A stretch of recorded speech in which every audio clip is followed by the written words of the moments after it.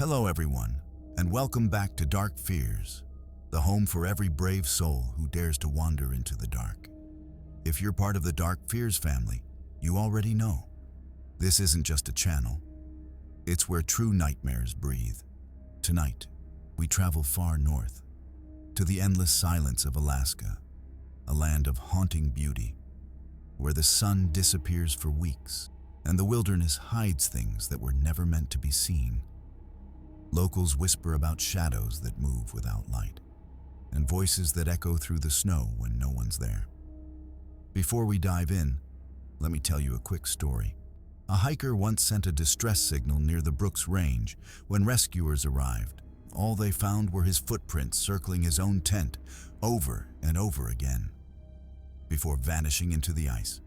If you're ready for what's waiting in the dark, hit that subscribe button, leave a like, and turn on the bell, because tonight we uncover 10 true, most disturbing Alaskan horror stories.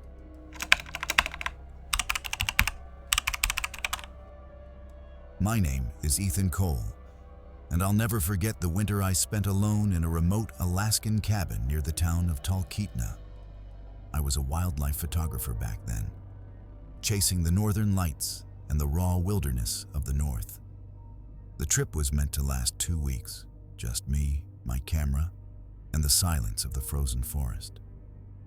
The locals had warned me not to stay too deep in the woods. Past the ridge, strange things happen, the old man at the supply store had said, his voice flat but eyes uneasy. I brushed it off as small-town superstition. That first night was breathtaking. The aurora painted the sky green and violet, dancing like fire above the treetops. I sat by the window, taking photos, completely lost in awe, until I noticed something odd. Between the shifting curtains of light, I saw a silhouette standing motionless in the snow, staring directly toward my cabin. I thought maybe it was another traveler or a hunter. I even stepped outside with my flashlight, but the light only reflected against the falling snow. The shape was gone. The forest around me seemed to absorb every sound, every breath. It was that kind of silence that feels alive, like the world itself is listening. I went back inside and bolted the door, convincing myself it was my imagination. The wind howled harder that night, scraping across the cabin walls like claws. Around 2 a.m., I woke to what sounded like footsteps circling the cabin. Slow, crunching on snow. Then, a faint knock. 3 dull, heavy taps on the wooden door. I froze, staring toward it. Whoever it was didn't call out, didn't move again. Just stood there. I waited for what felt like an hour until the knocking stopped. When I finally looked outside through the frosted window, there were no footprints in the snow. The next morning, sunlight broke through a gray sky, and I felt stupid for being scared. Maybe the storm erased the tracks, I thought. Still, unease lingered. I decided to head into town for a few supplies and some company. The old shopkeeper, Harlan, looked up when I entered. "You stayed up there last night?" he asked, his tone suddenly sharp. I nodded, trying to sound casual. Harlan's face went pale.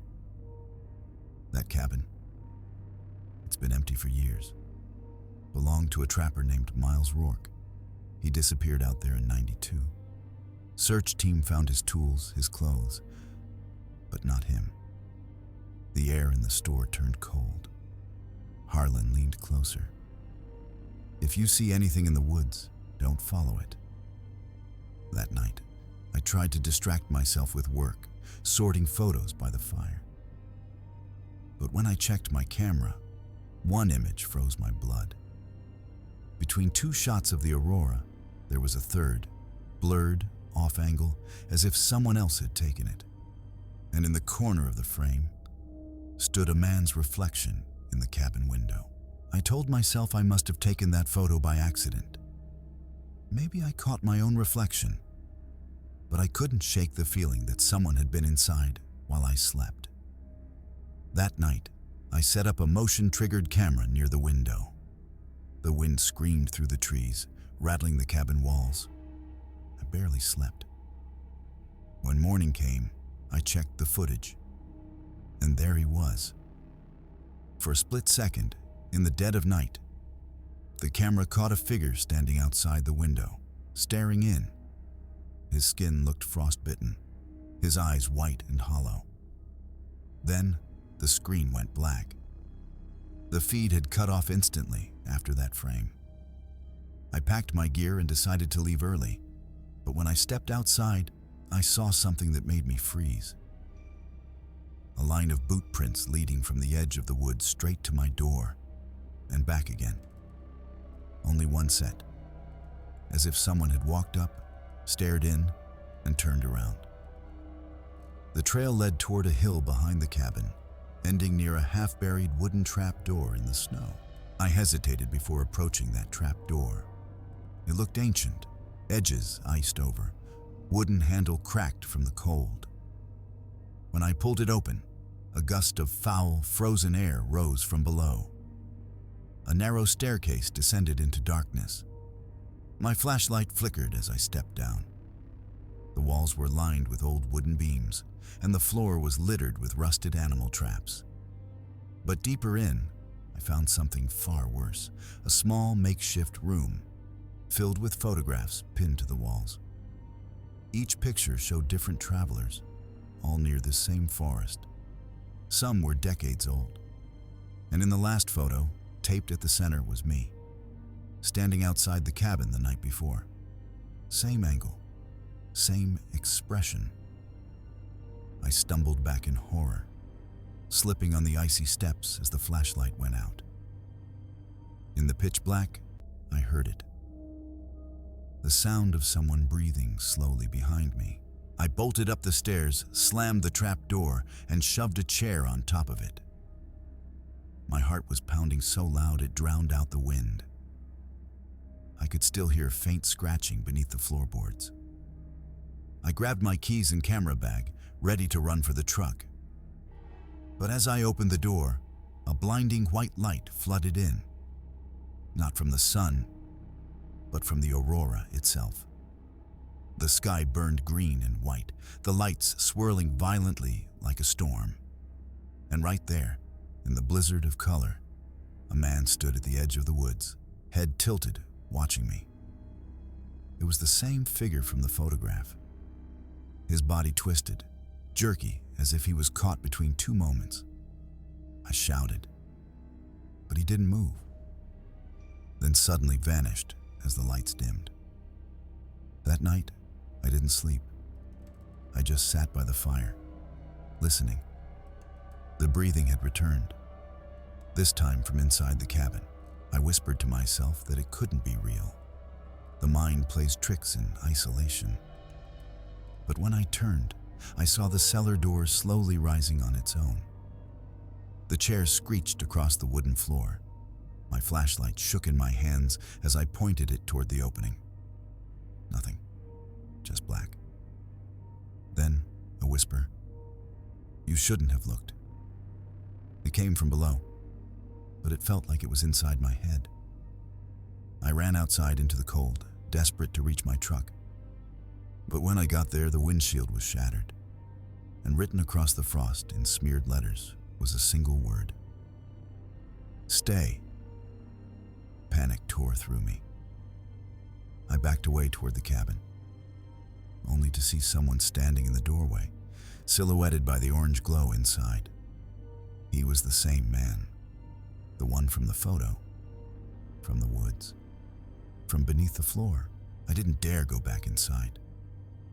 I ran into the woods, following the trail toward the frozen river. My lungs burned, every breath cutting like glass. But I could still hear him, crunching footsteps behind me, perfectly in sync with mine. When I finally turned, the forest was empty, silent. Then came a flicker of green light above, and suddenly the world around me shifted. The cabin now stood behind me again, as if I had never left. My head spun. I was trapped in a loop.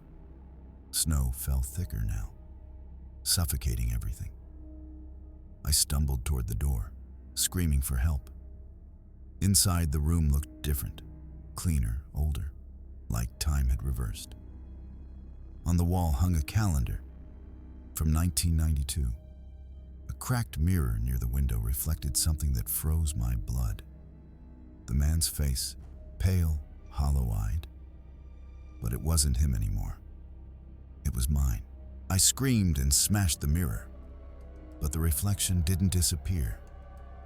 My body felt weightless, cold spreading through my veins. I tried to grab my camera, proof of what I'd seen, but it slipped through my fingers as the lights flickered again. Suddenly, I was standing outside, looking at the cabin from a distance. My own figure sat motionless inside by the fire. The realization hit like a blade. I wasn't in my body anymore. I was outside it, watching myself from the snow. The aurora rippled violently, and whispers filled the air. Hundreds of them, overlapping, echoing.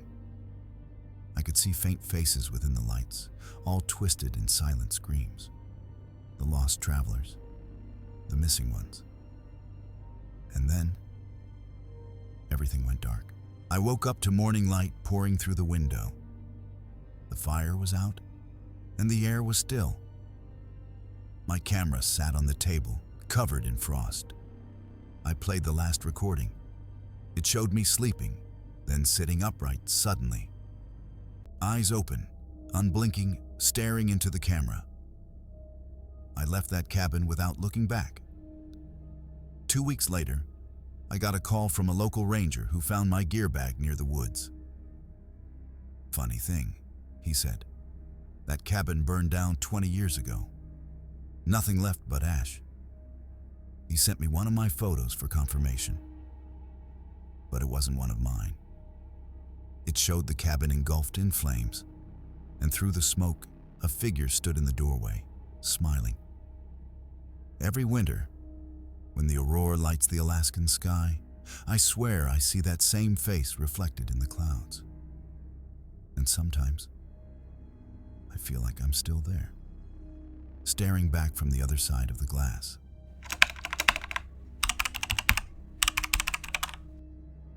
I convinced myself it was just interference, maybe a nearby research team, maybe the storm. But the next night, the signal came again. Only this time, it wasn't a whisper. The voice sounded terrified, gasping between words. "Laura, it's outside." Then static swallowed it whole. I called Anchorage, but the line only gave silence. I switched through multiple frequencies, nothing but white noise. I logged the event and tried to sleep, but the wind outside made it impossible. Around 3 a.m., I heard a loud thud on the metal door. Then another. Someone, or something, was out there. I grabbed my flashlight and checked the feed from the external camera. The monitor flickered. For a split second, I saw a human figure standing just beyond the floodlight's edge, motionless, its face hidden in shadow. But when I looked again, the screen was empty. The snow was untouched. I convinced myself it was just interference, maybe a nearby research team, maybe the storm. But the next night, the signal came again. Only this time, it wasn't a whisper. The voice sounded terrified, gasping between words. "Laura, it's outside." Then static swallowed it whole. I called Anchorage, but the line only gave silence. I switched through multiple frequencies, nothing but white noise. I logged the event and tried to sleep, but the wind outside made it impossible. Around 3 a.m., I heard a loud thud on the metal door. Then another. Someone, or something, was out there. I grabbed my flashlight and checked the feed from the external camera.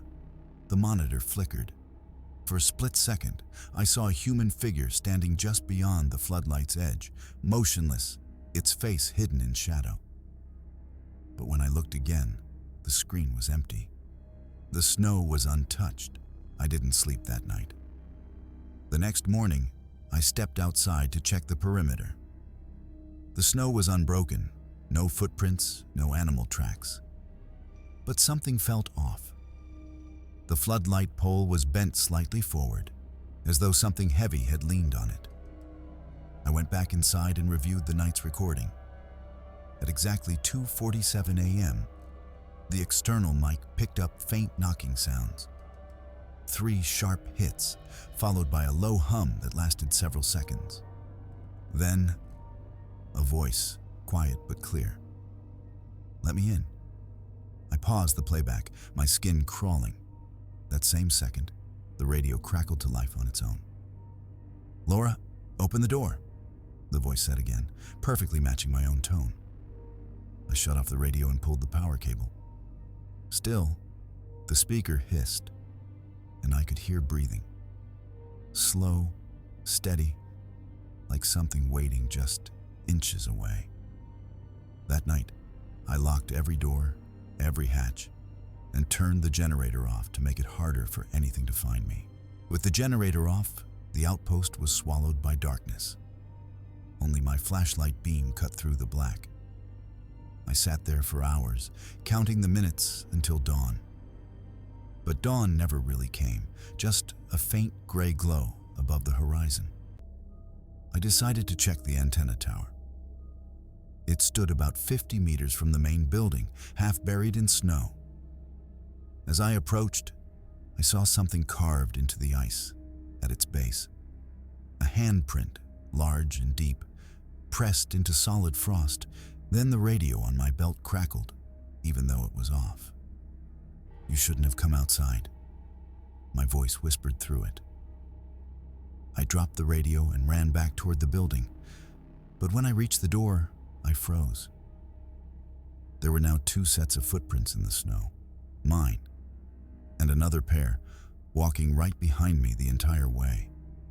I barricaded the door with a metal cabinet, my hands shaking uncontrollably. The silence felt heavier now, like the air itself was holding its breath. Then, faintly, I heard tapping from the window behind me. I turned slowly. On the glass, a pale handprint was pressed against the frost from the outside. I backed away, too terrified to breathe. The hand began to slide downward, leaving streaks across the ice. Then I heard the radio again, faintly through the static. "You can't stay in there forever." I snapped and screamed into the mic. "Who are you?" The answer came after a long pause, the same terrified voice from before, trembling. "You're hearing me?" From the other side. The signal died instantly. Outside, the wind stopped. The world went completely still. Then, a whisper came through the walls. A chorus of voices repeating my name, each one overlapping, like dozens of versions of myself, calling from the cold. I tried to run for my emergency snowmobile, but the main hatch was jammed shut. I could feel the vibration through the metal, something pushing against it from the outside. Suddenly, every radio in the room turned on at once. Static roared, then synchronized into a low-frequency hum. On the central monitor, a face appeared in the static, my own, staring back at me.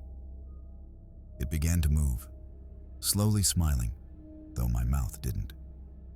Then the voice spoke again. "The signal is open now. You belong to it." The lights flickered, then everything went black. I heard footsteps echoing across the steel floor, too heavy to be mine. They stopped right behind me. I turned with my flashlight, shaking. Nothing there. Only my shadow stretching across the wall. Except it started moving. I don't remember falling asleep, but when I opened my eyes, it was morning. Or what passed for morning in Alaska. The storm had ended. The air was eerily calm. I checked the recordings again, hoping to make sense of it. At 3:06 a.m., the cameras caught something impossible. A copy of me walking across the room. Her movements were wrong, twitchy, mechanical. She turned to face the camera and smiled, a wide, unnatural grin.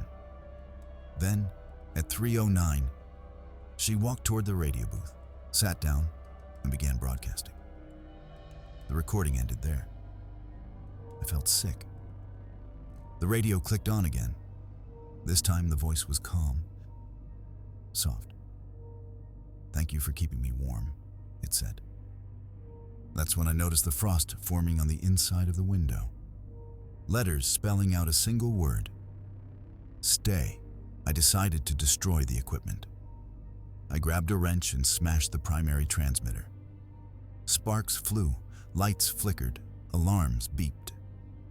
But even after the system died, I could still hear faint breathing through the dead speakers. I ran outside. The air was still, no wind at all, just a deafening quiet. The snow looked wrong, shaped in circular patterns around the tower, like ripples frozen mid-motion. Then, over the silence, I heard static again, not from the radio, but from the air itself. The sound vibrated through my bones. From the edge of the horizon, something began to move, a shifting distortion, tall and translucent, like a human shape made of static light. It was walking toward me. I stumbled backward, shouting for help into my dead transmitter. But the voice that answered wasn't mine. It said, "Signal received." I ran until my legs gave out. The distortion followed, always distant, but never gone. Every time I looked back, it seemed closer, reshaping itself with each blink. By the time I reached the tree line, my transmitter started working again. But the voice coming through wasn't Anchorage. It was me. "Laura Jensen, last transmission," it said. "If anyone hears this, don't come here." "The frequency isn't safe," the air shimmered again. I could feel the static crawling along my skin. The world seemed to bend. And I realized the voice I'd been hearing all along wasn't a warning from someone else. It was a loop, a recording of myself from the future, or from whatever this place had become. I tried to switch off the radio, but it had already fused to my hand.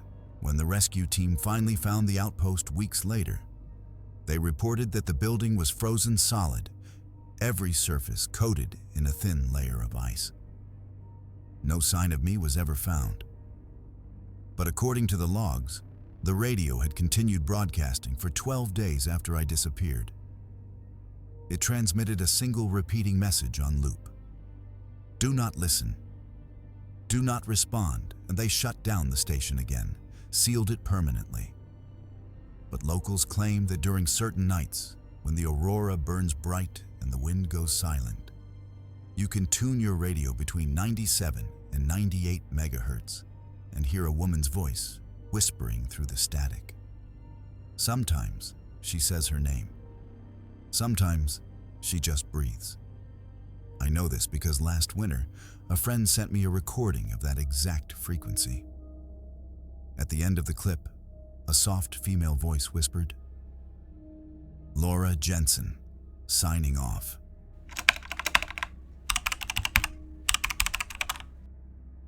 My name is Ethan Cole, and I've spent years exploring abandoned places across the U.S.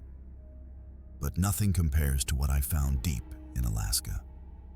Locals called it Black Hollow, a town that, according to every record I checked, never existed. It started with an old map I found in a thrift store in Fairbanks, faded, handwritten, showing a town right in the middle of a snow-covered wasteland. The weird part? The area was supposed to be uninhabited tundra. I decided to go anyway. The drive was brutal, endless white, a storm swirling like it wanted to swallow me whole. Hours later, my GPS went blank, and the road beneath me changed. Asphalt turned to cracked, frost-bitten cobblestone. I saw the town's sign through the flurries. "Welcome to Black Hollow, population 0. My stomach dropped. Every instinct told me to turn back, but something about the stillness, The way the snow didn't fall inside the town line pulled me forward. I had no idea I just crossed into a place that shouldn't exist. The moment I stepped out of my truck, the silence felt alive. The air was dense, heavy, and even the wind seemed to stop at the town's edge. The buildings looked frozen mid-collapse, wooden houses leaning inward, windows black like watching eyes. I took a few photos, but my camera froze after the first click. Then I heard it, a whisper, faint and stretched by the cold. At first, I thought it was the wind sneaking through cracks in the wood. But then I caught words. Go. Back. My breath fogged in front of me. I turned around, but no one was there. Snow began to fall again, but it wasn't like normal snow. Each flake was grayish, like ash. I brushed some off my sleeve and felt a strange warmth, almost like it burned. Then I saw it. A figure standing at the far end of the street. It looked human, but it wasn't moving, not even a twitch. Just standing there, half covered in frost, my voice caught in my throat. Hello? No answer. Just that whisper again. This time, closer. Curiosity dragged me deeper into the town. My boots crunched over icy debris, and I noticed shapes beneath the snow, outlines of people, frozen where they'd fallen. One sat against a wall, their face twisted in terror, eyes open wide, rimmed with frost. I knelt down, brushing snow from their jacket, and found a badge. Sheriff Tom Greeley. But Sheriff Greeley was supposed to be from a nearby town. He'd gone missing 15 years ago. Suddenly, I heard a deep creak behind me. One of the frozen figures, a woman near the porch, had turned her head, just slightly, like her neck cracked from the ice. I stumbled back, my flashlight flickering. Her eyes were glassy, empty, yet tracking me. A low hum vibrated through the air. The ash snow swirled faster, circling me like a storm forming from nowhere. I ran for the nearest house, forcing the door open. Inside, I found footprints in fresh snow, leading up the stairs. The house groaned with each gust of icy wind, but the air inside wasn't cold. It was too warm, humid even, like someone had been living there. I followed the footprints to the second floor, where the walls pulsed softly, as if the house itself was breathing. Paint peeled in rhythmic waves. My flashlight beam wavered, and suddenly, from one of the rooms, I heard a faint child's laugh. I froze. Hello? A door creaked open on its own. Inside was a bedroom, toys frozen mid-melt, wallpaper curling. On the wall, written in black soot, "The cold keeps them still." A shadow moved under the bed. I crouched to look, heart pounding, but there was nothing. When I stood, the mirror reflected a figure standing right behind me. Pale, frostbitten lips, eyes white as snow. I spun around. The room was empty. But when I looked back at the mirror, the reflection smiled. The whispers grew louder, now forming words that overlapped, a dozen voices repeating the same phrase. Stay warm, stay still. Stay warm, stay still. I pressed my back against the wall, clutching my flashlight. The temperature kept dropping, my breath turned solid, hanging like glass in the air. Then the lights flickered, and in those flashes, I saw them. Shadowy figures moving through the frost-covered walls. They looked human, but hollow. Silhouettes trapped in the ice. Every time the light blinked, they were closer. I lunged toward the window, smashing the frozen glass with my elbow. Shards fell silently onto the snow outside. I crawled out, landing hard.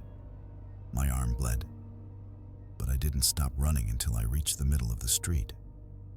There were more of them now, standing all around me, lining the streets like statues. None moved, none blinked. Then one whispered, clear as day, "You'll freeze like us too." Through the snow haze, I spotted a church tower, its cross barely visible against the gray sky. It looked untouched. No frost, no decay. Desperate for shelter, I ran toward it. The heavy wooden doors opened with a low groan. Inside, the air was still, too still. The candles were lit, but they didn't flicker. The pews were coated in a thin layer of white dust, and every face in the stained glass looked melted, distorted, like they were screaming. I approached the altar. A Bible lay open, pages frozen stiff. A note was pinned beside it with a rusted nail. It read, "Forgive us." We tried to burn the hollow behind me. The church organ started playing on its own, deep, low notes echoing through the icy air. And then I noticed something horrifying. Every candle flame bent toward me, like the air was being pulled into my chest. I couldn't breathe. The temperature rose suddenly, the air shimmering as if heat had returned. But it was wrong. The pews began to melt, wood hissing as if burning without fire. From the church's cracked windows, I saw orange light outside, flames flickering in the snow. For a moment, I thought I was saved, until I realized the fire wasn't spreading. It was frozen mid-burn, flames still, smoke unmoving. Something stood within those unmoving flames. A figure of ash, slowly turning its head toward me. The church doors slammed shut. I stumbled backward, hitting the altar. A voice filled the air, low, guttural, layered with hundreds of echoes. "You shouldn't have followed the map." The figure in the flame stepped forward, one foot crunching on the frost. With each step, the fire died, leaving black ash footprints behind. I screamed and ran for the back exit, and somehow, it opened. The freezing night hit me like knives. I didn't look back. My lungs burned, legs numb. But I ran through the snow until I saw the same cobblestone road where I'd entered. My truck was half buried in ice. I forced the door open, my hands trembling, started the engine. And miraculously, it roared to life. I sped down the path, eyes darting to the rearview mirror. Black Hollow was gone. No sign of it. Only endless tundra stretching behind me. Relief hit me like a wave, but it didn't last. A faint sound came from the back seat, a soft, rhythmic breathing. I froze. "Who's there?" No answer. I turned around and saw frost creeping across the inside of the windows. My breath fogged, but it wasn't mine. Someone whispered from the dark, "Stay warm, stay still." When I finally reached Fairbanks, I parked outside the first motel I saw and stumbled inside. The clerk looked at me strangely as I handed over my ID. "You from around here?" he asked. I shook my head. "No, I just came from a place called Black Hollow." He blinked, confused. "There's no place like that around here."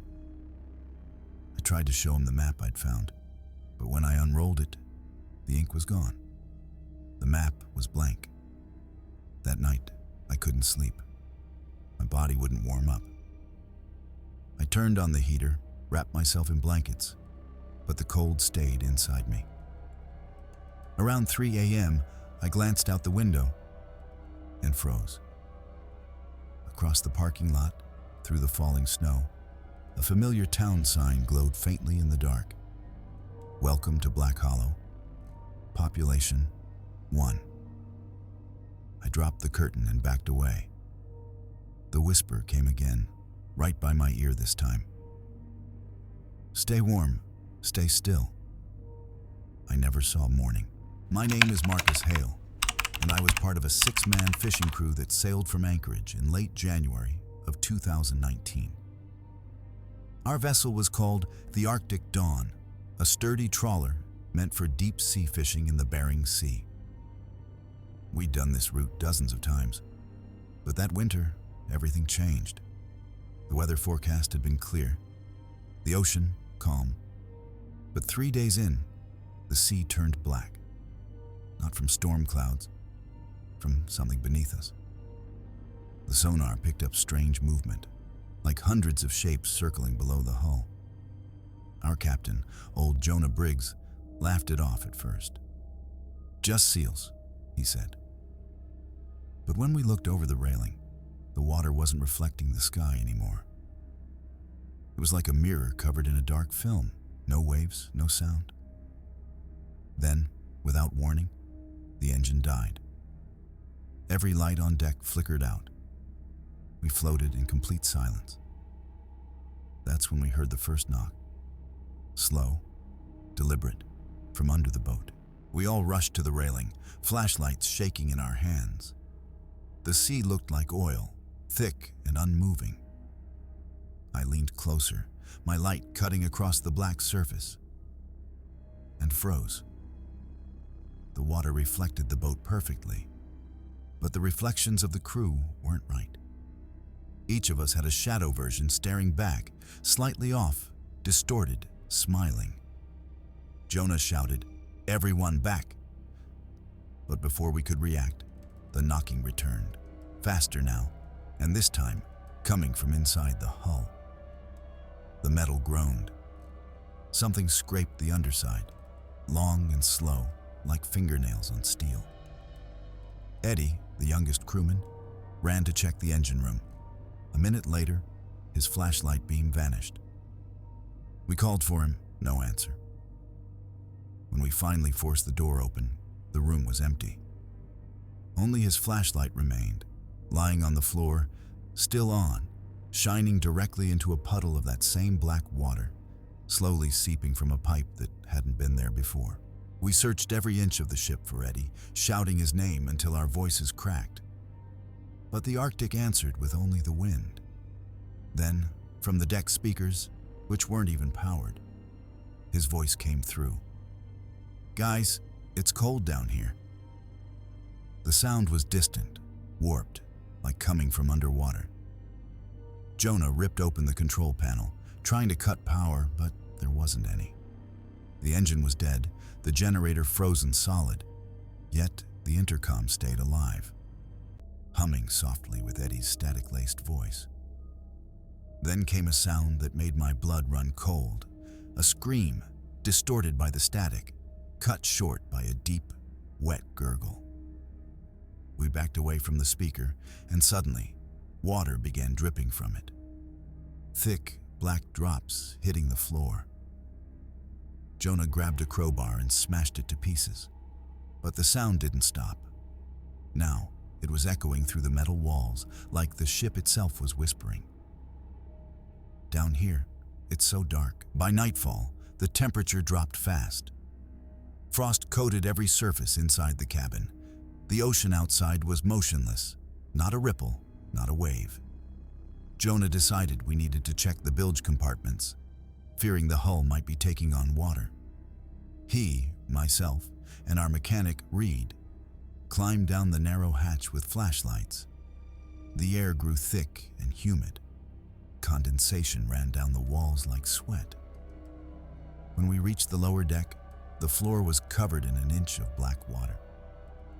It wasn't seawater. It smelled like rot and iron. Reed knelt down to test it with a wrench. But the moment it touched, the metal hissed, corroding instantly. We froze. Then something moved beneath the surface, a ripple, slow and deliberate. Reed's flashlight flickered, and before I could react, a pale hand shot out from the water, gripping his wrist. His scream echoed up the ladder shaft as he was dragged under.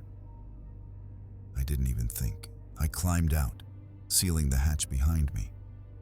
Jonah was right behind me, breathing hard. "Whatever that is," he said, "it's not from this world." After sealing the hatch, Jonah and I stumbled onto the deck gasping for air. The wind had completely stopped. The sea was still as glass again. Only now, the water had changed color. It It wasn't black anymore. It was red, deep crimson, stretching to the horizon like a sea of blood. Jonah clutched his cross and muttered a prayer. I stared over the railing and realized the water wasn't reflecting the sky. It was reflecting us. But the reflections weren't copying our movements. In the reflection, my double was smiling, while mine stood frozen. Jonah's reflection turned to look at me, its eyes hollow and dark. "Marcus," it said, my voice echoing from below. The reflection raised its hand slowly, and I swear the sea beneath us rippled like a heartbeat. Jonah backed away, whispering, "They're calling you." I didn't know who they were, but when I turned back to the sea, the reflection was gone. Only the black water remained. Hours passed.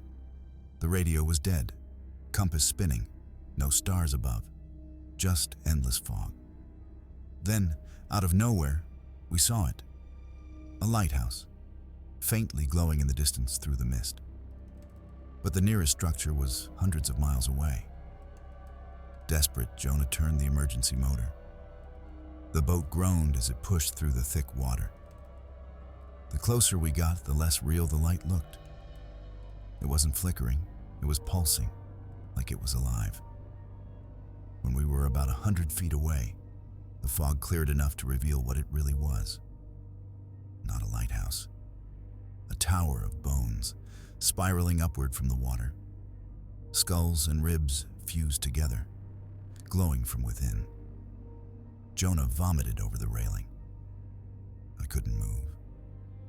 At the top of the bone tower, something was moving, like a figure wrapped in seaweed watching us.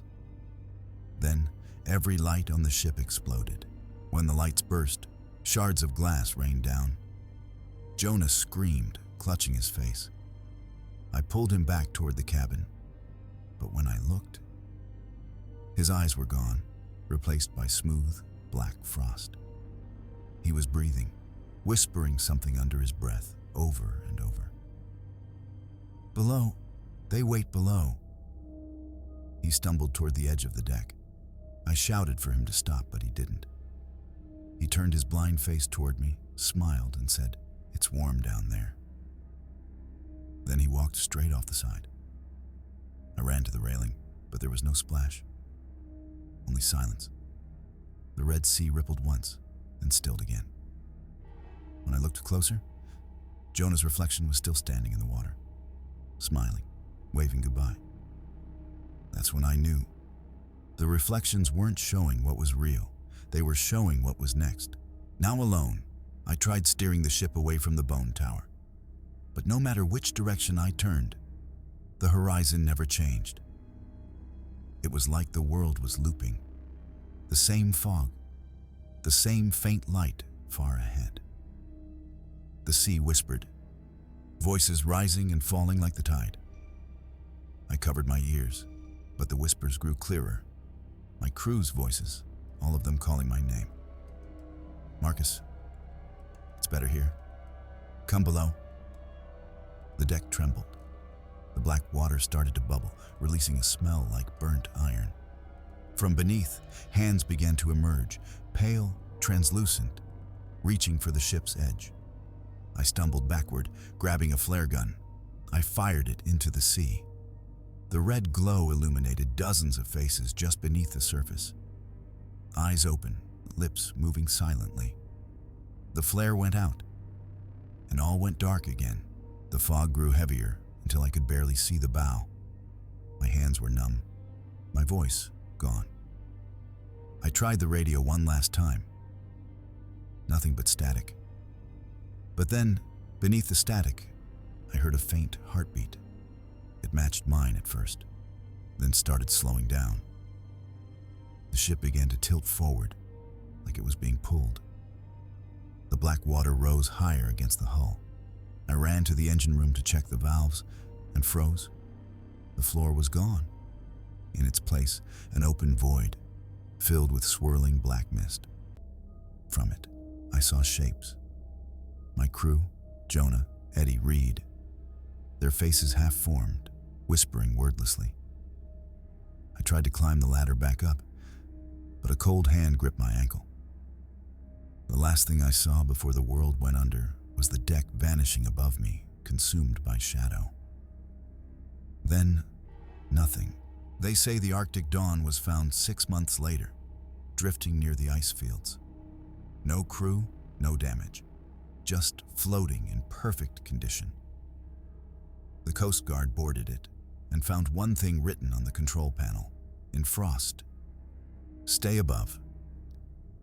No one ever found me, obviously, because I'm the one telling you this. Or maybe what's left of me. I don't know how long I've been here. There's no day, no night. Just the hum of the sea and the feeling of being watched. Sometimes, when the water is still enough, I can see the surface above me. Faint light shimmering. The ship is still there, waiting. And sometimes, I see new faces staring down, reflected in the black. Another crew, another set of fools thinking they can tame these waters. I almost pity them. Almost. Because once the ocean chooses you, it never lets go.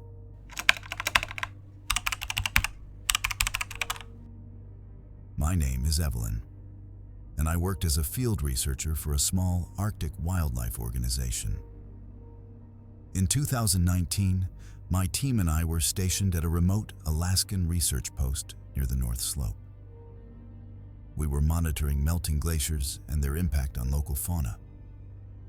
It was beautiful, but isolating. The sun rarely rose fully above the horizon, and the silence could make your mind wander into dark corners. One morning, while collecting core samples from the ice trench, my drill struck something. Solid, not rock, something smoother, almost like metal. When I chipped the surface to inspect, I saw what looked like a dark shape embedded deep within the ice, like a human silhouette frozen mid-motion. My teammate Aaron joked it was Alaska's own caveman. But when I pressed my ear against the ice, I could swear I heard something faint, like a heartbeat. That night, I couldn't sleep. Outside, the wind howled, but beneath it, I could still hear that rhythmic thump, echoing from the frozen pit. The next morning, the temperature had risen slightly. The ice where we drilled had started to melt faster than expected. The shape beneath was clearer now, definitely humanoid, but the proportions were off. The arms seemed too long, the head too narrow. Aaron wanted to report it, but curiosity got the better of me. We cleared more of the ice with thermal equipment, revealing more of the figure's outline. It wasn't human. Its skin was pale gray, almost translucent, and under its skin we could see thin black veins pulsing faintly. The more we uncovered, the more rotten, sulfuric stench filled the air. Then the ice cracked sharply like a gunshot. Aaron jumped back, yelling for me to stop. I stared down, horrified, as the figure's eyes flickered open through the layer of melting ice. I screamed and stumbled backward, slipping onto the snow as Aaron pulled me up. But when we looked again, it was still. Eyes closed. Motionless, we decided to document everything. Aaron set up a camera over the pit while I took readings. The air temperature dropped rapidly, even though the heaters were on. The footage showed something strange. Every few minutes, a faint movement beneath the ice, like twitching fingers. That night, when we reviewed the footage inside the lab, the camera captured something our eyes hadn't seen. The creature's head slowly turning, facing the lens directly for several seconds, before freezing again. Aaron's hands trembled as he paused the frame. "What the hell is that?" he whispered. Before I could respond, we heard a loud metallic clang outside, like something hitting the storage container. The wind wasn't strong enough to cause that. We grabbed flashlights and stepped out, hearts pounding. Footprints bare, human-like, led from the trench to the supply shed. But the trench was now empty. The prints led right up to the shed door, where they vanished into the shadows. Aaron raised his flashlight, and the light flickered out. I heard his breath hitch. I turned my beam toward the door just in time to see it creak open slowly by itself. Inside, everything was scattered. Equipment torn apart, boxes shredded. The smell was unbearable. Something wet dripped from the ceiling. I lifted the light. Hanging from the rafters was a chunk of ice, melting slowly. Inside it, something organic twitched. Suddenly, Aaron screamed. I spun around, and he was gone. His flashlight rolled in the snow, beam pointing toward the trench. The prints had returned, leading back toward the pit. I ran after them, shouting his name into the storm. But the only thing that answered was a low, guttural growl echoing across the tundra. Aaron's voice came faintly through the radio, static breaking it apart. "Ev, it's not dead. Help." Then silence. I grabbed the flare gun and ran. The trench was now just a black hole in the snow. I fired a flare down. Its red light revealed something horrifying. Aaron's body was half submerged in the ice, his face twisted in terror, his skin as pale as the creature's. Then something moved beside him. The same long, distorted limbs began pulling themselves up the icy wall. The creature's eyes glowed faintly under the flare's light, cold and intelligent. It climbed out slowly, its wet, skinless hands leaving trails of steam on the snow. I turned and ran back toward the station, screaming into the radio for help, knowing no one would come. Inside the station, I barricaded every door. The generator hummed faintly. Outside, the storm intensified, snow beating the windows. I kept hearing faint thuds, something moving around the perimeter. The power flickered. I grabbed my camera and hit record. "If anyone finds this," I whispered, "it's not human."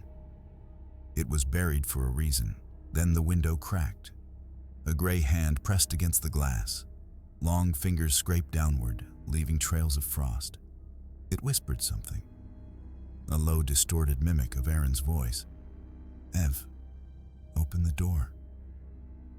I froze. It was trying to sound human. The lights died. The generator went silent. I lit a flare and backed into the hallway, heart pounding. From the corridor came a faint dripping sound. I turned the light toward it. Footprints again, leading toward the storage room. Inside, I found Aaron's coat, empty, stiff with frost. Next to it was my camera bag, but the footage had been deleted. Suddenly, the flare dimmed. The air grew colder, so cold my breath froze midair. Then, from behind me, a raspy inhale. I spun around, but there was nothing. Just the faint echo of footsteps. Coming closer, I stumbled outside into the storm, clutching the flare gun. My only thought was escape. The snow was nearly blinding, the wind slicing through my coat. Then I saw it, standing by the trench again, head tilted, staring straight at me. Its face, it had changed. It now looked like Aaron. "Ev," it called again, mimicking his tone perfectly. "Don't leave me." I fired the flare straight at it. The light hit its chest, and it let out a shriek so loud it rattled my bones. The thing fell backward into the pit, burning red light illuminating its distorted, human-like features as it vanished beneath the ice. When the storm cleared, I contacted headquarters. A helicopter arrived hours later. I told them what happened, everything. But they didn't believe me. They sent a recovery team to the site. 2 hours later, the pilot received a transmission from the team. It was mostly static, but then a voice came through. "We found the body, but it's moving." The line cut. The chopper turned around immediately. I never returned to Alaska after that. The footage we recorded disappeared. The station was later buried under another snowstorm. Months later, I received an anonymous package. Inside was a hard drive labeled with our research ID. I plugged it in. The final file was dated the night we fled. The footage showed the creature crawling from the pit again, dragging Aaron's body beside it. Then it looked straight into the camera and smiled. Its skin was healing, becoming more human. Now, sometimes, when I pass by the mirror at night, I see my reflection twitch, just slightly out of sync. I think it followed me home.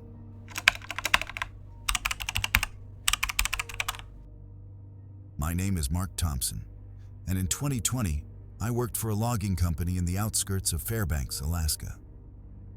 Our job was routine: survey new logging zones, mark safe paths, and record animal activity. But that winter, something went wrong. We were deep in the forest, thick pines, constant snowfall, and no roads for miles. One afternoon, a storm rolled in fast. Our GPS malfunctioned and the signal vanished. The whiteout was so bad that visibility dropped to nothing. We decided to set up camp, but as the snow cleared for a brief second, we saw a wooden cabin about 100 meters away. It wasn't on any of our maps, and judging by the rotted roof and broken windows, it looked abandoned decades ago. Still, with temperatures dropping, we had no choice but to seek shelter. I remember stepping inside that cabin for the first time. The air was dry, heavy, and smelled faintly of burnt wood and something else. Something rotten. Inside, the cabin was empty. No furniture, no tools, nothing but a stone fireplace and walls covered with strange, carved symbols. They weren't words, more like runic markings, uneven and rough, as if etched by shaking hands. One of my partners, Kyle, joked that it was some kind of hillbilly witchcraft. But I couldn't laugh. The air in there felt wrong. Every breath came heavy, like the oxygen was thicker somehow. We decided to light a small fire to keep warm. As the flames flickered, the carvings seemed to move, their shadows shifting across the walls like they were alive. When I mentioned it, the others brushed it off. But that night, as we tried to sleep, I woke to a faint whispering from the corner. It sounded like my own voice, but distorted, deeper. Around midnight, I heard footsteps outside. Slow, heavy, crunching through snow. I shook Kyle awake, but when we listened, silence. Then again, crunch, crunch, circling the cabin. I grabbed my flashlight and peered through the frosted window. Nothing, just black woods. Then the sound stopped, right at the door. Kyle whispered, "Probably a moose." But we both knew moose don't knock. 3 slow taps echoed through the wood. We didn't move, didn't breathe. Then, in a low dragging sound, something scraped across the door, like fingernails on old timber. When we finally built the courage to open it at dawn, there were no tracks in the snow. None. The next morning, the storm had passed, but our GPS still wasn't working. We decided to wait one more day. While Kyle chopped firewood outside, I explored the back room. There was an old, cracked mirror leaning against the wall. It was strange, cleaner than anything else in the cabin. When I looked into it, I froze. In the reflection, behind me, a man was standing near the doorway. Tall, thin, wearing what looked like a fur coat. His face was hidden beneath shadows. I turned instantly, but there was no one there. When I looked back at the mirror, the figure was closer. That night, I set up my phone to record the mirror. I needed proof. Around 2 a.m., I heard muffled voices in my sleep. When I checked the video in the morning, it showed something horrifying. The mirror's reflection flickered, showing the cabin from years ago. Clean, furnished, warm. A woman stood near the fire, holding a baby. Then the door burst open, and a man, the same one from my reflection, stormed in, screaming. He grabbed the woman by the throat, slamming her against the wall. The baby fell from her arms. The screen distorted, and suddenly, the man turned his head, looking directly into the camera. When I told Kyle and our third partner, Derek, they didn't believe me. But Derek went to check anyway. A few minutes later, we heard him call from the corner of the cabin. He'd found a trap door beneath a pile of old boards. None of us had noticed it before. The smell that came from below was unbearable, like old meat and decay. We shined our flashlights down.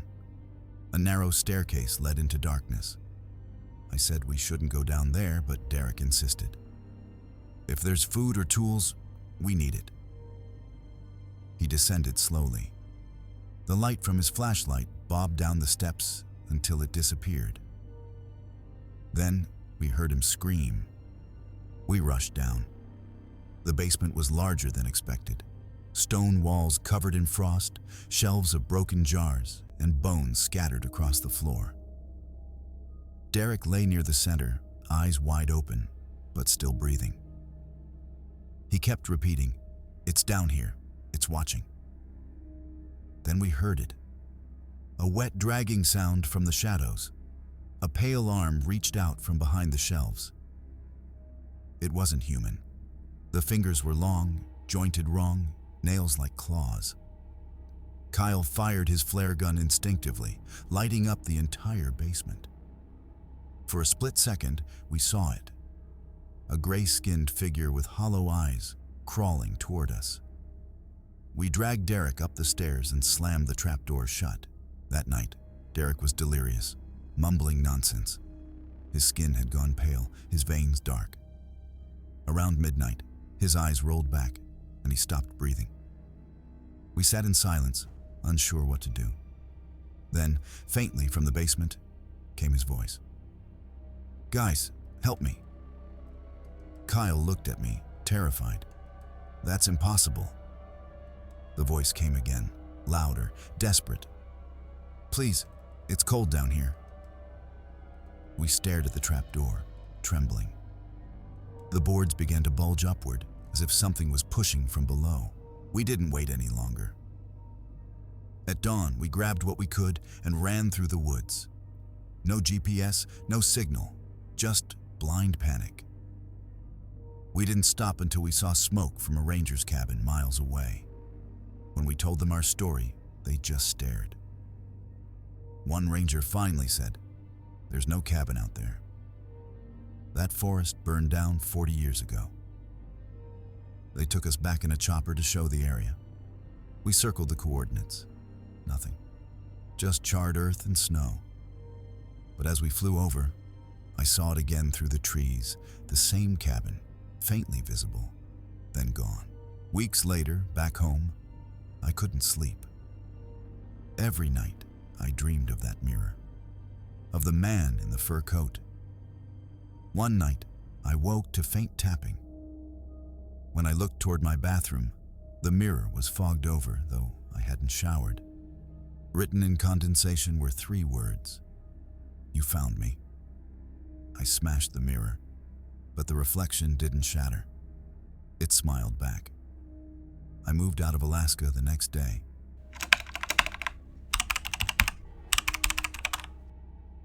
My name is Olivia Harris, and I was a wilderness photographer exploring Alaska's interior when I stumbled upon something that changed me forever.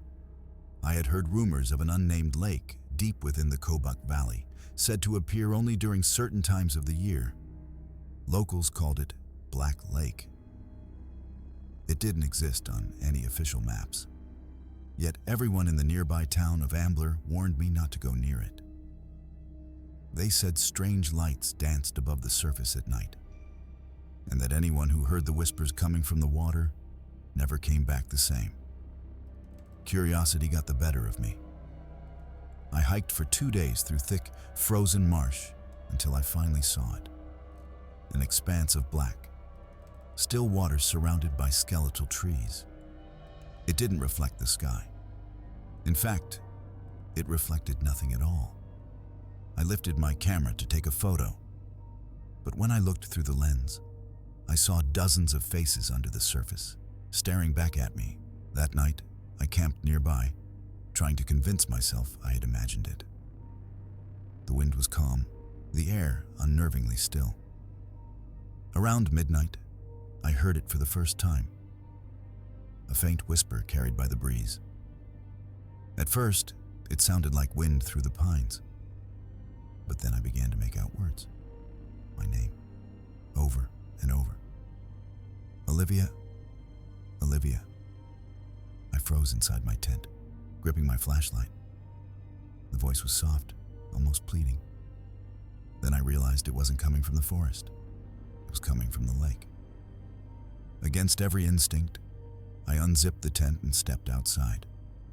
The water shimmered faintly, though there was no moonlight. The whispering grew louder, dozens of overlapping voices, some crying, others screaming. And then, just for a second, I saw something rise from the surface. A hand, dripping black water, before vanishing again. The next morning, I decided to head back toward Ambler. But my compass spun aimlessly. Every direction looked the same. Even my tracks in the snow had vanished overnight. Then, not far from my campsite, I found something chilling. An old fire pit, still intact, surrounded by rotting tents and rusted camping gear.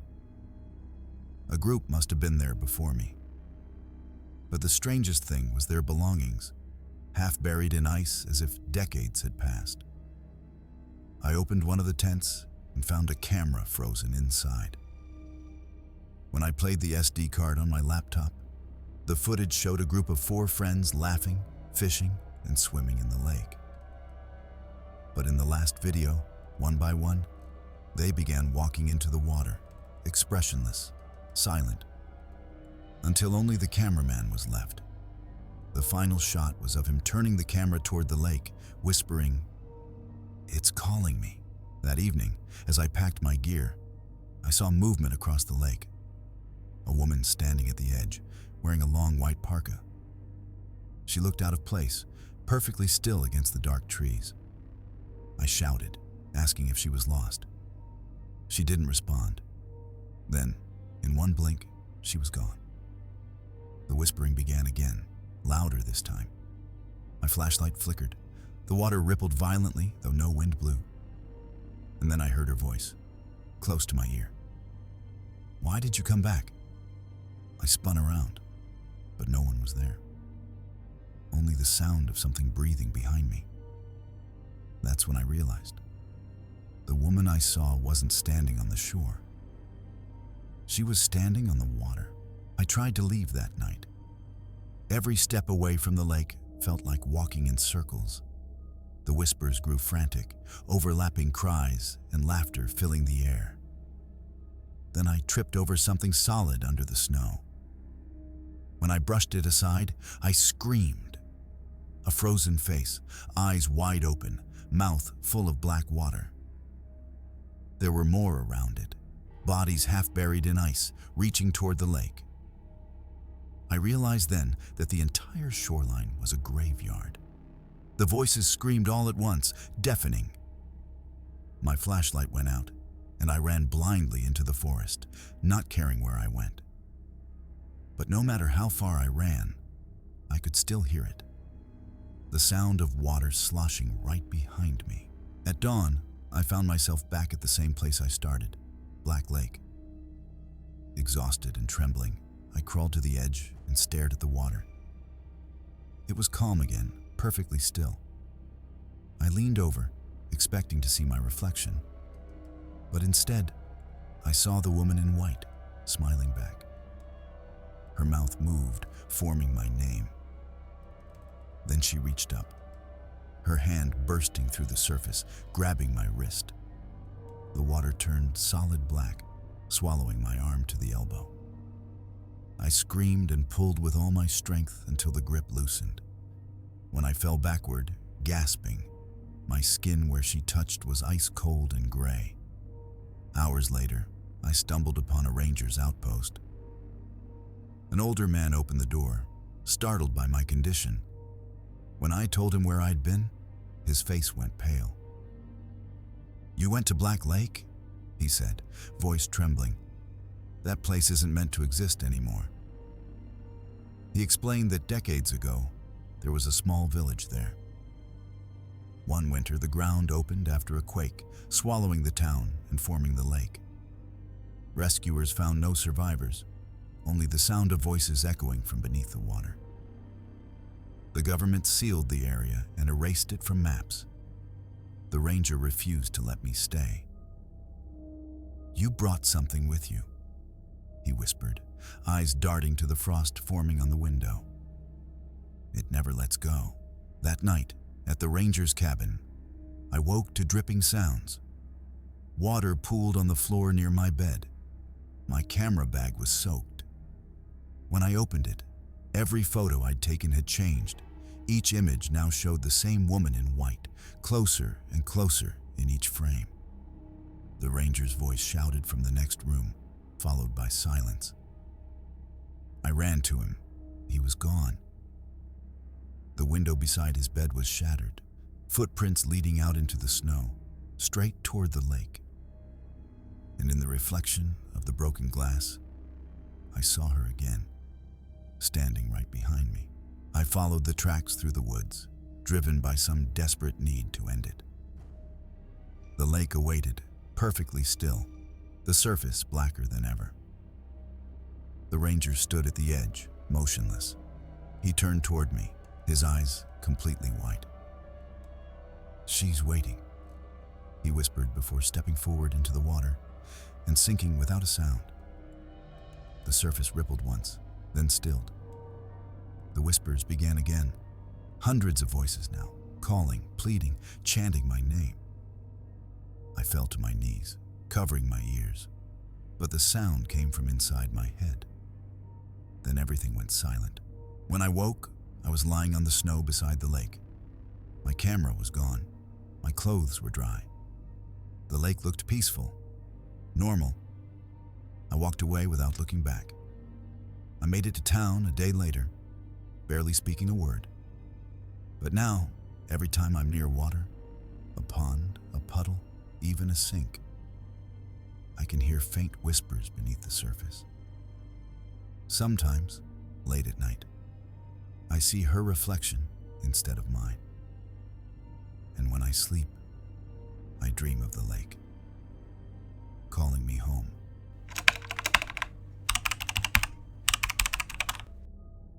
My name is Liam Archer, and I used to work as a seasonal ice trucker in Alaska. Every winter, we'd drive across the frozen rivers, hauling supplies to remote outposts that couldn't be reached any other way. I'd always loved the job. The silence, the isolation, the raw beauty of untouched ice.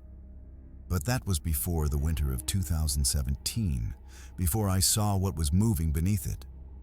That year, temperatures dropped harder than anyone had seen in decades. The ice was thick, almost 20 inches deep in some parts. My partner, Rick, and I were hauling fuel drums across a long, frozen stretch of the Yukon River when we stopped to check the rig's tires. The air was so still that our breath hung like smoke around us. Then Rick said, "You hear that?" I turned. There was a faint thudding under the ice, rhythmic, slow, like something massive was knocking from below. We crouched down, listening. The sound moved, first behind us, then ahead, then directly under our boots. That was the first time I felt it, a tremor, subtle but real, shaking through the ice like something alive was crawling beneath us. We both froze, afraid to speak. The noise came again, boom, boom, boom, steady and slow. Rick laughed nervously, saying maybe it was the ice shifting, but I'd been on these roads for years. The ice creaks, it moans, but it doesn't thud like a heartbeat. We decided to move. Rick jumped in the truck, but as I climbed up, my flashlight caught something through the ice. There was a dark shape, huge, serpentine, gliding just below the frozen surface. I blinked, thinking it was a trick of the light, but the outline moved again, twisting like a giant eel or snake. I called out to Rick, but he couldn't see it from his seat. "Get in, man. It's just the current," he yelled, his breath fogging the window. I didn't argue. We started driving again, the truck's weight groaning over the ice. But behind us, the surface rippled. I swear it followed us, like something swimming beneath the truck. The GPS said we were miles from any current deep enough to move like that. And yet, I could hear it, that low rumble growing faster with every passing minute. When we finally reached a rest point, I stepped out to check the trailer. The cold cut like knives through my gloves. The ice beneath my boots was trembling, faint but real. I turned on my flashlight and swept it across the surface. That's when I saw it clearly. The ice had bulged upward in spots, cracked in jagged lines stretching toward the truck's tires. And deep beneath, something pale and long drifted through the black water, circling. Rick came out, annoyed. "Liam, what the hell are you doing? We need to go." But I pointed, and when his light followed mine, he stopped dead. The thing had turned. We could both see a faint face, not human, not fish, pressing against the ice, its mouth wide, jaw distended like it was trying to breathe. Rick stumbled back. "Get in the truck now," he shouted. We both jumped in and floored it. But as the truck roared forward, the headlights caught a terrifying sight, a long crack tearing open behind us, water bubbling up, and something huge breaking the surface for just a second. Slick, gray, and screaming. We didn't speak for nearly an hour after that. The only sound was the tires crunching on snow and the occasional pop of ice under pressure. Finally, Rick broke the silence. "You think it's an animal?" "I don't know any animal that big," I said. "And animals don't scream like that underwater." He said nothing after that, just stared ahead. We reached an old way station, a wooden cabin used by truckers for decades. It had no power, just a fireplace and a metal cot. We decided to stay there till morning. Inside, the air felt heavy. I couldn't shake the feeling we'd brought something with us. Around 3 a.m., I woke to a sound, a deep, slow thud from beneath the floorboards. It was the same rhythm, the same heartbeat. I sat up, listening. Rick was still asleep, snoring softly. Then, the sound came again, closer this time. The boards actually flexed under my feet. That's when I realized the cabin was built right over the same frozen river. The sound grew louder. Boom, boom, boom. I grabbed my flashlight and aimed it at the cracks in the wood. Snow dust fell from the ceiling as another impact hit. Then, silence. For a long moment, nothing happened. I exhaled slowly. Maybe it had stopped. Then, in the corner of my eye, I saw a wet, pale hand slide up through the floorboards, gripping the wood. I jumped back, shouting for Rick. He woke up groggy and confused until he saw it too, those long, boneless fingers curling up from beneath the floor. We both bolted for the door, but it slammed shut from the outside. Something heavy thudded against the walls, shaking the cabin like an earthquake. We backed toward the window, ready to break it if we had to. Then came a faint whisper, low and guttural, echoing through the room. "Cold. Stay."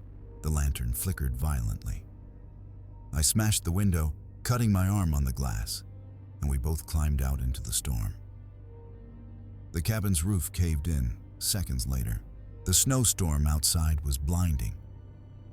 Rick and I stumbled through knee-deep snow, the wind cutting into our faces like blades. Behind us, the cabin groaned, collapsing further, the roof folding in on itself with a splintering scream. We couldn't see more than a few feet ahead. Our only guide was the faint beam of my flashlight and the truck's distant silhouette. But then, just as we reached the frozen river again, I noticed something horrifying. The cracks in the ice weren't random anymore. They formed a trail leading toward the cabin, and that trail was moving. Rick whispered, "It's under us again." Before I could reply, a violent shudder tore through the ground. The ice heaved, sending us both sprawling. My flashlight skittered away, its beam flickering over a huge, glistening shape rising beneath the ice. Too fast, too big to comprehend. We sprinted for the truck. The sound that came from below us was no longer a thud. It was a roar, deep and ancient, shaking the air. The kind of sound that makes your body forget how to breathe. We made it to the truck, barely. Rick fumbled with the keys, his hands shaking uncontrollably. "Start it," I screamed. The engine sputtered, coughed, then died. The storm howled louder, swallowing our voices. Then the ice beneath the front tires shattered. The truck lurched forward, the front end sinking into black, freezing water. Rick and I both screamed, throwing open our doors.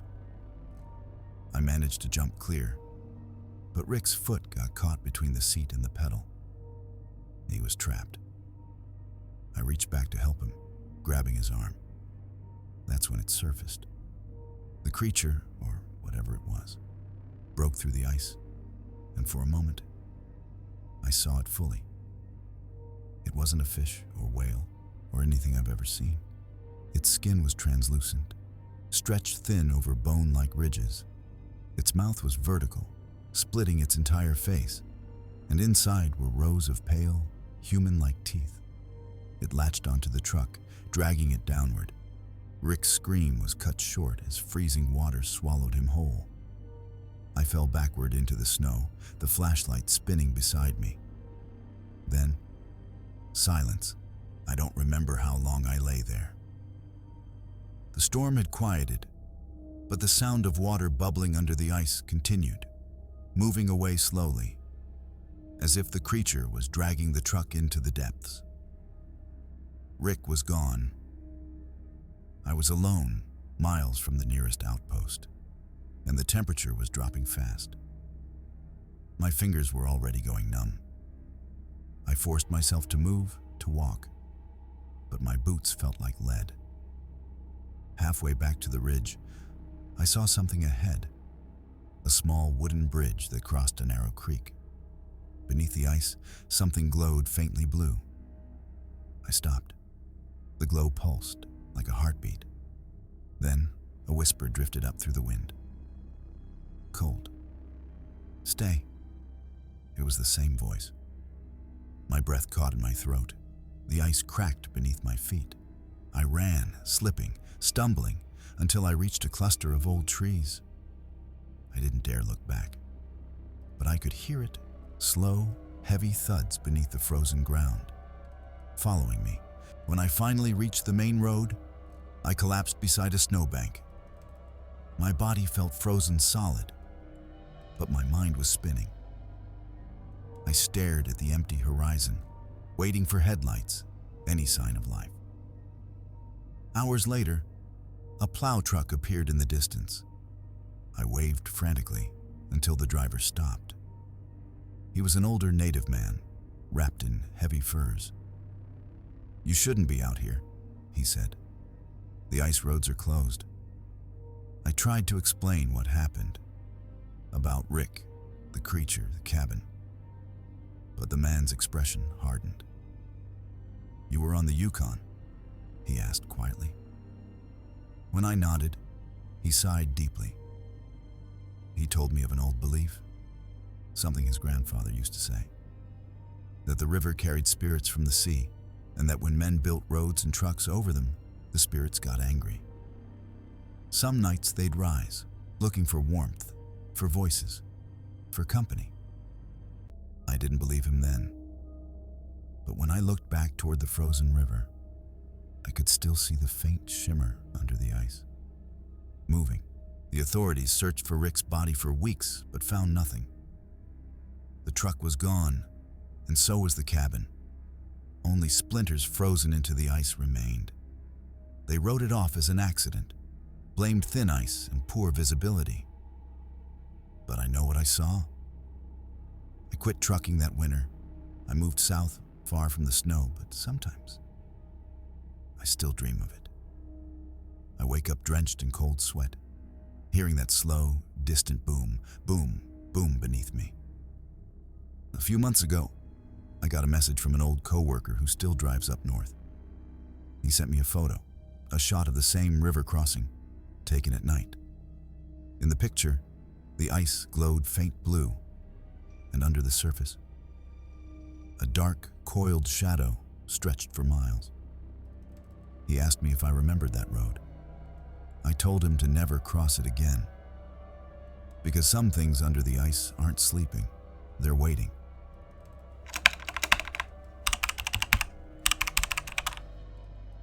My name is Harper James, and I used to work in Alaska's mining fields before everything changed. Most people don't realize how many forgotten tunnels run beneath this land. Deep, winding veins carved through frozen rock, stretching for miles under the mountains. In 2016, I was hired to help survey an old silver mine outside of Nome. The company wanted to reopen it after almost 70 years of abandonment. Locals warned us to leave it buried. The mine was shut for a reason, one man told me at the bar. People went in there and didn't come back. I laughed it off back then. Every old town had its ghost stories. But when we arrived, I understood why no one liked that place. The mine's entrance was half collapsed, framed by jagged rock that looked like teeth. The air was so still it felt wrong. No echo, no wind, just silence pressing down on us like a weight. That night, while we set up camp outside the tunnel, I swore I heard faint whispers coming from deep inside. Not wind, not echoes. Voices. By the next morning, our crew, 4 men and 1 woman, started clearing the entrance. The deeper we dug, the more uneasy I felt. The air coming from inside was cold but heavy, with a strange metallic taste.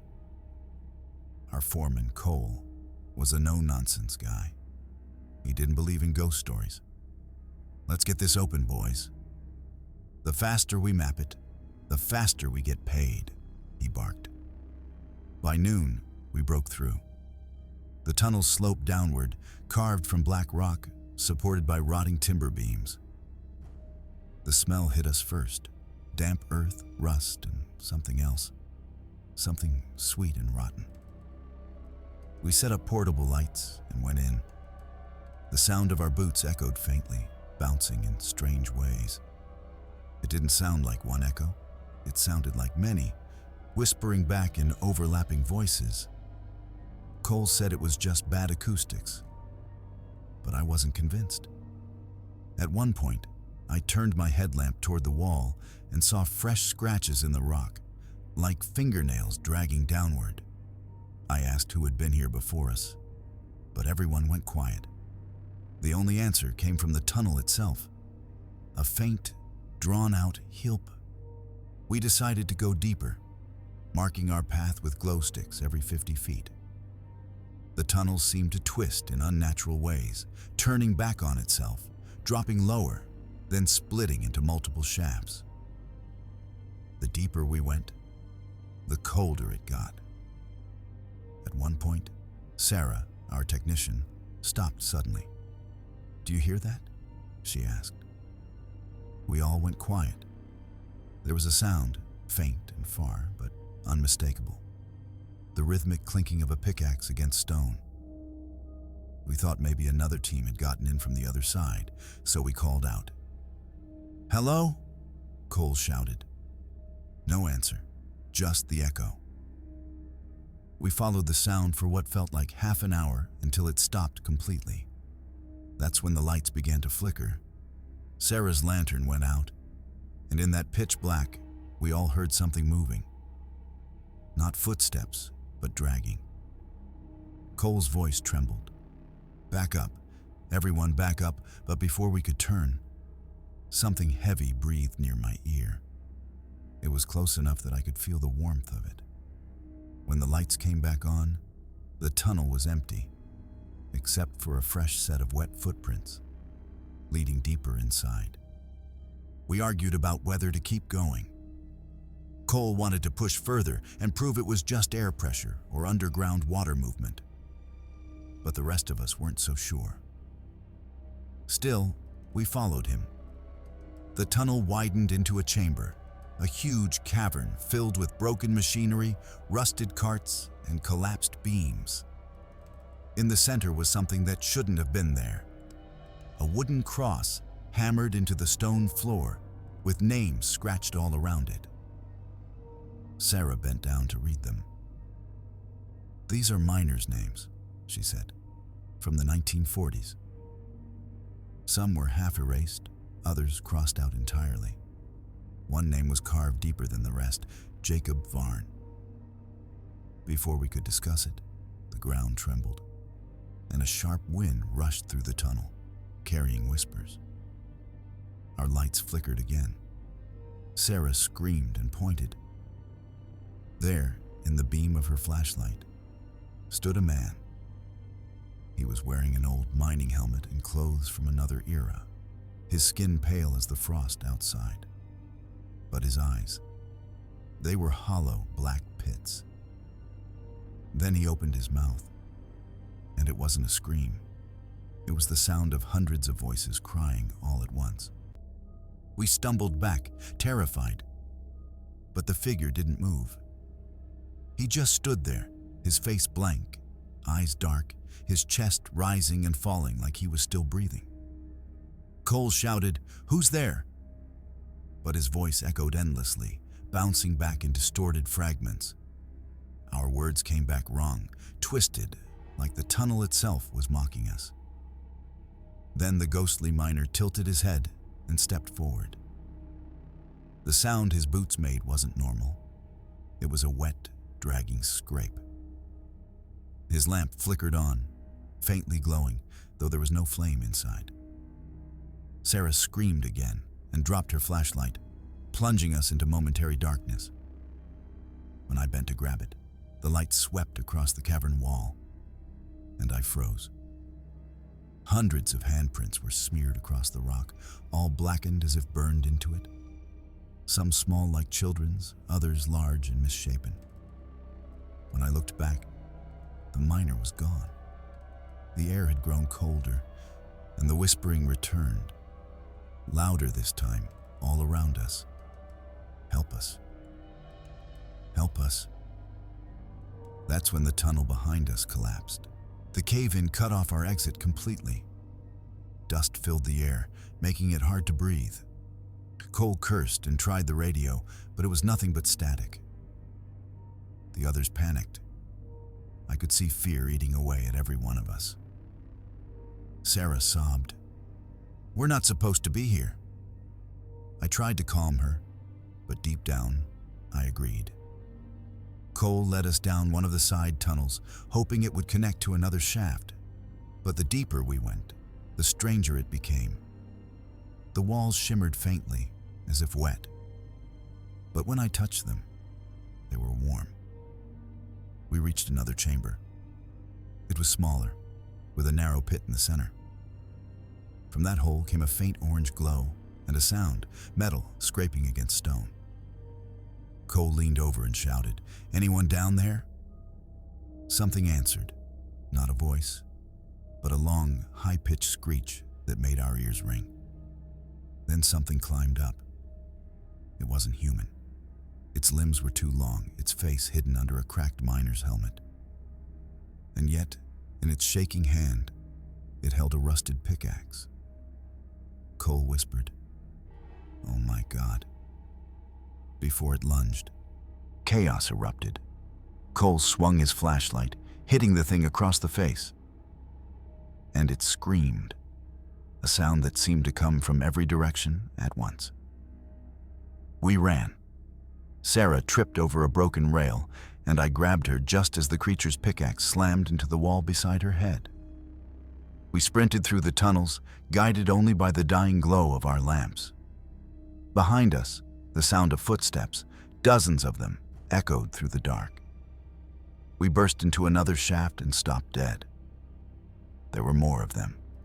Figures in old miner uniforms, faces hidden behind cracked helmets, swaying in silence. One lifted its head, and through the broken glass visor, I saw a mouth full of black dust. Then the voices started again, this time inside my skull, not words, but memories. Screams, collapse, suffocation. It was like I was reliving their deaths. I fell to my knees, clutching my head, while Sarah pulled at my arm, crying, "We have to go." I looked up and saw Cole being dragged backward into the dark. Sarah and I ran until our legs gave out. The tunnels were twisting now, impossibly long, shifting with every turn. We should have hit the surface level hours ago, but it felt like the mine was alive, trapping us. Eventually, we found a metal door half buried in rubble. We forced it open and stumbled inside. The room beyond looked newer, metal walls, strange equipment, and a table with dozens of old tape recorders. I pressed play on the nearest one. A man's voice crackled through. Test number 14. The miners refuse to work after the last collapse. Says they hear the voices again. We've sealed the lower shaft, but they keep coming back. It's like the earth won't stay dead. The tape ended with a scream. Not from the recording, but from the hallway. Sarah bolted for the exit, but something caught her hair and yanked her back into the shadows. Her scream was cut short. I turned, shaking, flashlight trembling. The hall was empty again, except for a helmet rolling across the floor, stopping at my feet. I don't remember much after that. I ran blindly, through passage after passage, until I saw faint daylight ahead. The collapsed section must have partially cleared. I crawled out, covered in dust and blood, and collapsed into the snow outside. When I finally looked back, the mine entrance was gone. The snow had fallen again, covering it completely. I could still hear the voices faintly, muffled, fading. "Help us. Stay." A rescue team found me hours later. I told them everything, but when they went to investigate, they said there was no mine. Nothing but solid rock, no camp, no tracks, no equipment. They thought I'd gotten lost in the storm and hallucinated it all. But I know what I saw. I still have the tape recorder I took from that control room. And sometimes, late at night, it turns on by itself. And when it does, I hear that same voice whispering from the static. "We're still here, under your feet, waiting." It's been years since that night. I left Alaska and never looked back, but I still dream about the mine. Endless tunnels, whispering walls, and the faces of those who never escaped. A few months ago, I received a letter with no return address. Inside was an old black and white photo of our crew standing outside the mine. Except there were 6 people in the picture, not 5. The 6th was a miner in a cracked helmet standing right behind me. The back of the photo had one word scratched into it: Jacob. I burned the picture that night. But last week, when I walked past a construction site in my town, I heard it again, faint, deep underground. The sound of a pickaxe, and then a voice whispering my name. I froze. For a moment, I could smell it again. That metallic rot, that dead air. I think the mind didn't just want us to find it. I think it wanted to follow.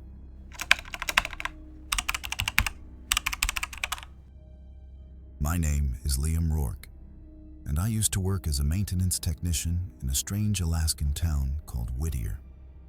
It's one of the coldest, most isolated places on Earth. A whole community living inside one massive building called the Beggish Towers. Nearly everyone in town sleeps, eats, and works under the same roof. Outsiders find that creepy. I found it suffocating. When I arrived in early December, the polar night had already set in. No sunrise, just endless darkness and howling wind. On my first night, I heard faint tapping coming from behind the walls of my room. I thought it was just pipes freezing. But the next morning, an old janitor told me something that made my stomach drop.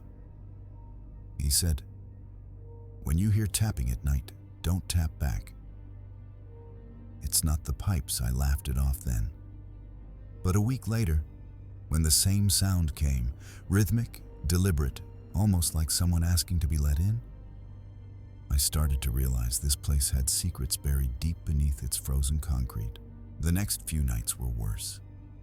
The tapping returned, always around 2 a.m., always behind the same wall. Sometimes it was soft, like fingertips brushing the metal. Other times it was frantic, desperate, as if someone was trapped inside. I finally decided to investigate. The hallways were empty, dimly lit by flickering bulbs. Every sound echoed like whispers. When I reached the maintenance corridor behind my room, I felt a gust of cold air leak through a vent. But it wasn't the air that made me freeze. It was the faint sound of breathing. I shone my flashlight into the vent, and for half a second, I saw something pale move. A face, human, but stretched and thin, with hollow eyes staring back at me before disappearing deeper into the shaft. I ran back to my room and shoved a dresser against the vent. I didn't sleep that night. And by morning, I noticed something terrifying scratched on my wall. Words written backward from inside the metal. I told the building manager what I saw, but he brushed it off. "Old structure, old noises," he said. "Don't start rumors." But I could tell he was hiding something. His hands trembled as he spoke. Later that night, I went to the basement to fix a broken heater. The corridors down there were even colder, lined with rusted pipes and dripping condensation. My flashlight flickered, and that's when I noticed something strange. Frost patterns on the wall shaped like handprints, dozens of them, reaching upward. I followed them until I reached a sealed door marked Sublevel B. The handle was chained, but fresh ice covered the hinges, as if someone had tried to open it from the inside. Then I heard it again, tapping, but louder this time, coming from behind that door. I backed away, heart pounding, as a low moan drifted through the cracks. It wasn't the sound of wind. It was the sound of someone begging. I started asking locals about Sublevel B, but everyone avoided the question. Finally, an old woman who worked at the post office told me the truth in a whisper. "Years ago," she said, "a part of the old tunnel system collapsed during construction. A dozen workers were trapped below. They never found the bodies. They sealed it off and built over it. This building sits right on top of them. That night, the power went out across the entire tower. The generator failed, and the backup lights barely flickered. I heard the familiar tapping again, this time from multiple directions. The sound was everywhere, behind walls, under the floor, above the ceiling. I grabbed my flashlight and ran into the hallway, only to see faint frost forming on every door handle. The air felt heavy, the temperature dropping fast. Then, down the corridor, I saw a figure. Tall, drenched and moving slowly. Its skin shimmered like frozen glass. The figure stood there, staring straight at me. Its eyes were hollow, but filled with a faint white glow. As it stepped closer, I saw its clothes. A torn maintenance uniform, name tag covered in frost. My flashlight began to flicker violently. When it raised its hand, the air crackled. Every bulb in the hallway exploded at once. I turned and ran back toward the stairwell, but the metal steps were coated in fresh ice. I slipped, slamming my knee against the rail. The thing's footsteps echoed behind me, slow, dragging, wet. Somehow, it wasn't walking. It was gliding. I pushed through the stairwell door and slammed it shut, pressing my ear to the cold metal. No sound. Nothing. When I finally returned to my room, everything looked normal again, except for the vent. The dresser I'd pushed in front of it was moved, and on the wall, written in frost, were the same words again. Let me out. Sleep was impossible. Every creak of the building sounded like footsteps. I decided to leave Whittier, first thing in the morning. But at dawn, a blizzard hit. The roads were buried and the port was closed. No one could leave. By noon, more people began reporting strange things. Frozen doors, whispering vents, cold spots in hallways. The janitor who'd warned me earlier was found in the basement, unconscious, his hands blue with frostbite. When he woke up, he muttered something over and over. They're coming up. That night, I barricaded my room and sat in the dark with a flashlight. Around 3 a.m., the tapping came again. Then, a voice whispered through the vent. Liam. My name.